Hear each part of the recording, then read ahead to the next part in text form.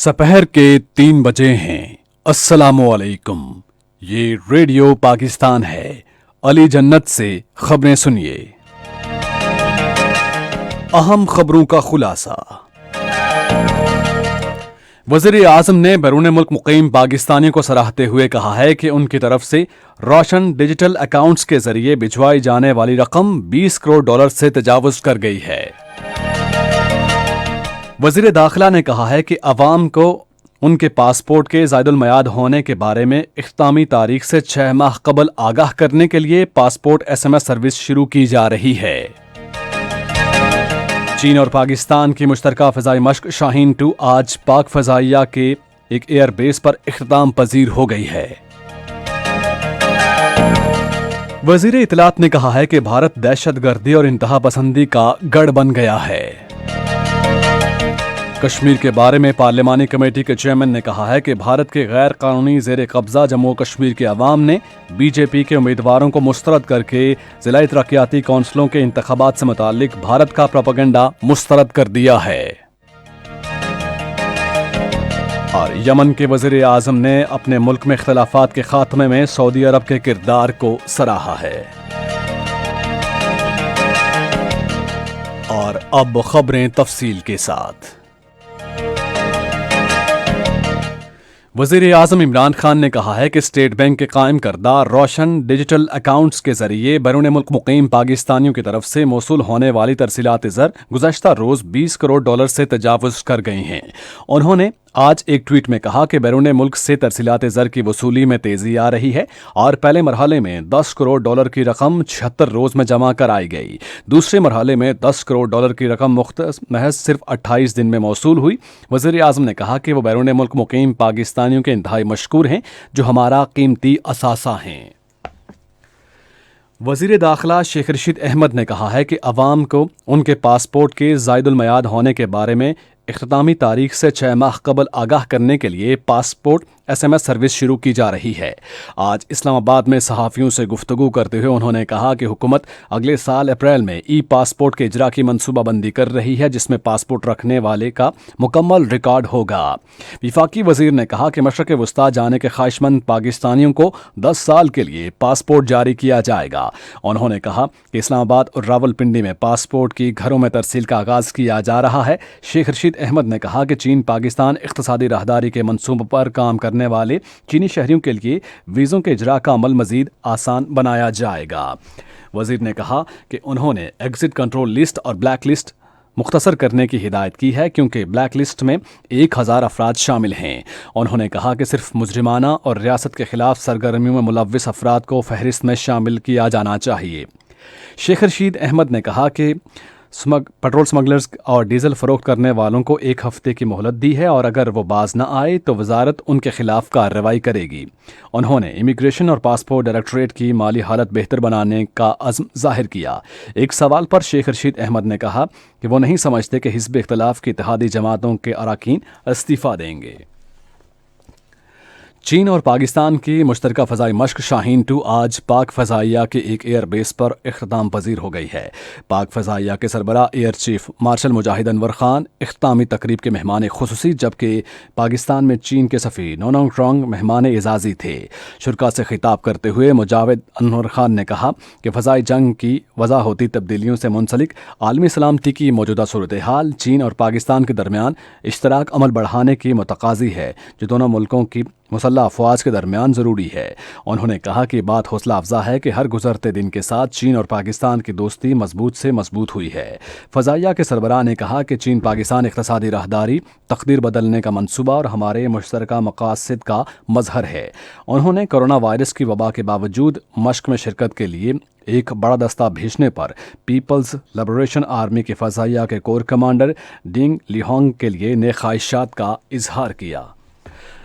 इस मौके पर इजहार ख्याल करते हुए नोनोंग ट्रोंग ने कहा कि बढ़ती हुई पेचीदगियों के साथ आलमी और इलाकाई ताज़वीराती सूरत हाल में नुमायां तब्दीलियां रौनमा हो रही हैं। सिक्योरिटी फोर्सेस ने बलूचिस्तान के इलाके अवारान में سلکور کے مقام پر خفیہ معلومات کی بنیاد پر دہشت گردوں کے ٹھکانے پر کارروائی کی ہے۔ پاک فوج کے شعبہ تعلقات عامہ کے مطابق ایک دہشت گرد ہلاک اور ایک کو گرفتار کر لیا گیا۔ دہشت گردوں کے ٹھکانوں سے ہتھیاروں کی کھیپ، گولہ بارود اور مواصلات کے آلات بھی برآمد ہوئے۔ دہشت گردوں کے ساتھ فائرنگ کے تبادلے میں حوالدار شعیب شہید ہو گئے۔ بھارتی فوج نے کنٹرول لائن کے ساتھ ستوال سیکٹر میں جنگ بندی کی بلا اشتعال خلاف ورزی کی ہے۔ پاک فوج کے شعبہ تعلقات عامہ کے مطابق پاک فوج نے بھارتی فائرنگ کا مؤثر جواب دیا، جس سے بھارتی فوج کا جانی اور مالی نقصان ہوا ہے۔ فائرنگ کے تبادلے میں 22 سالہ فوجی جوان سپاہی مختار نے جام شہادت نوش کیا ہے۔ یہ خبریں آپ ریڈیو پاکستان سے سن رہے ہیں۔ اطلاعات و نشریات کے وزیر سینیٹر شبلی فراز نے کہا ہے کہ بھارت دہشت گردی اور انتہا پسندی کا گڑھ بن چکا ہے۔ آج ایک ٹویٹ میں انہوں نے کہا کہ مواصلات سے متعلق برطانیہ کے ادارے اوفکام کا نوٹس عالمی سطح پر بھارت کی رسوائی کا عکاس ہے۔ انہوں نے کہا کہ اوفکام نے بھارت کے چینل ریپبلک ٹی وی کے خلاف پاکستان کے نفرت پر بیانیے کو بے نقاب کیا۔ وزیر اطلاعات نے کہا کہ اس سے قبل یورپی یونین کی ڈس انفو لیب نے بھی بھارتی جھوٹ کو بے نقاب کیا تھا۔ کشمیر کے بارے میں پارلیمانی کمیٹی کے چیئرمین شہریار خان آفریدی نے کہا کہ بھارت کے غیر قانونی زیر قبضہ جموں کشمیر کے عوام نے بی جے پی کے امیدواروں کو مسترد کر کے ضلعی ترقیاتی کونسلوں کے انتخابات سے متعلق بھارت کا پروپیگنڈا مسترد کر دیا ہے۔ ایک بیان میں انہوں نے کہا کہ کشمیریوں نے مقامی حکومت کے انتخابات کے حوالے سے بھارت کا پروپیگنڈا ناکام بنا دیا ہے، کیونکہ بھارت مقبوضہ وادی پر اپنے تسلط کو قانونی قرار دینے کے لیے انتخابات کی آڑ لے رہا ہے، جس کے بارے میں کشمیریوں کا کہنا ہے کہ یہ سب جھوٹ ہے۔ بھارت کے غیر قانونی زیر قبضہ جموں کشمیر میں بھارتی فوج نے آج ضلع بارہمولہ کے علاقے شوپیاں میں بڑے پیمانے پر محاصرے اور تلاشی کی کارروائی کی ہے۔ مقامی لوگوں نے صحافیوں کو بتایا کہ انہوں نے بھارتی فوجیوں کی جانب سے کی گئی فائرنگ کی آوازیں بھی سنی۔ ادھر بھارتی فوج نے ضلع پلوامہ میں گھروں پر چھاپوں کے دوران 6 سے زائد نوجوانوں کو گرفتار کر لیا۔ دریں اثنا سیاسی ماہرین اور تجزیہ کاروں نے کہا کہ بھارتی جنتا پارٹی کی فرقہ وارانہ بالادستی مسلمانوں اور کشمیریوں کے خلاف پالیسیوں سے نہ صرف کشمیریوں میں بی جے پی کے خلاف نفرت بڑھی ہے، بلکہ اس سے مقبوضہ علاقے میں مزاحمتی تحریک کو تقویت ملی ہے۔ سری نگر میں اپنے الگ الگ انٹرویو میں انہوں نے کہا کہ مقبوضہ وادی میں نام نہاد ضلعی ترقیاتی کونسلز کے انتخابات کے نتائج کشمیریوں کی طرف سے بی جے پی کو مسترد کرنے کا مظہر ہیں۔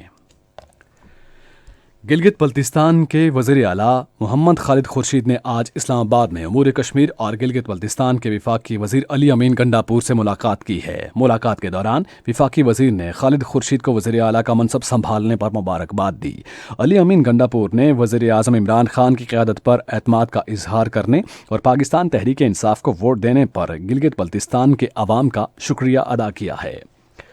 ایران کے وزیر خارجہ محمد جواد ظریف نے افغانستان کی حکومت کے لیے اپنے ملک کی پختہ حمایت کا اظہار کیا۔ تہران میں قومی سلامتی کے بارے میں افغان صدر کے مشیر حمداللہ محب سے باتیں کرتے ہوئے انہوں نے ایران اور افغانستان کے درمیان سیاسی، معاشی اور سلامتی کے شعبہ جات میں تعاون اور روابط بڑھانے کی ضرورت پر زور دیا ہے۔ یمن کے وزیر اعظم معین عبد المالک نے اپنے ملک میں 2011 سے جاری اختلافات کے خاتمے میں سعودی عرب کے کردار کو سراہا ہے۔ ایک انٹرویو میں انہوں نے کہا کہ نئی حکومت کو مختلف دھڑوں میں اتحاد پیدا کرنے کے لیے اپنا کردار ادا کرنا ہوگا تاکہ حوثی باغیوں کی بغاوت کا خاتمہ اور ریاست کی عملداری بحال کی جائے۔ یمن کے وزیر اعظم نے نئی حکومت کے لیے خطے کے ممالک، اقوام متحدہ اور امریکہ کے تعاون کی اہمیت پر زور دیا ہے۔ محکمہ موسمیات کی پیشگوئی کے مطابق آئندہ 12 گھنٹے کے دوران ملک کے بیشتر علاقوں میں موسم سرد اور خشک، جبکہ شمالی بلوچستان اور ملک کے بالائی علاقے شدید سردی کی لپیٹ میں رہیں گے۔ پنجاب کے میدانی علاقوں اور بالائی سندھ میں رات کے اوقات میں شدید دھند چھائی رہے گی۔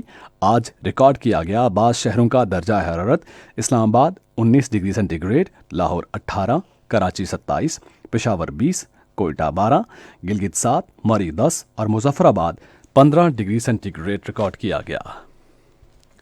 بھارت کے غیر قانونی زیر قبضہ جموں کشمیر کے بارے میں محکمہ موسمیات کی پیشگوئی کے مطابق سری نگر، جموں و کشمیر، اننت ناگ، شوپیاں، پلوامہ اور بارہمولہ میں موسم سرد اور خشک، جبکہ لیہ میں مطلع جزوی طور پر ابر آلود اور موسم انتہائی سرد اور خشک رہے گا۔ آج ریکارڈ کیے گئے درجہ حرارت: سری نگر اور Leh 1 degree centigrade, Jammu 18، Pulwama اور بارہمولہ 1، اننت ناگ اور شوپیاں میں 2 ڈگری سینٹی گریڈ ریکارڈ کیا گیا۔ خبریں ختم ہوئی۔ مزید خبروں اور تجزیوں کے لیے آئیے ہماری ویب سائٹ پر radio.gov.pk اور فیس بک کے link radio Pakistan news official پر براہ راست ویڈیو سٹریمنگ بھی ملاحظہ کیجیے۔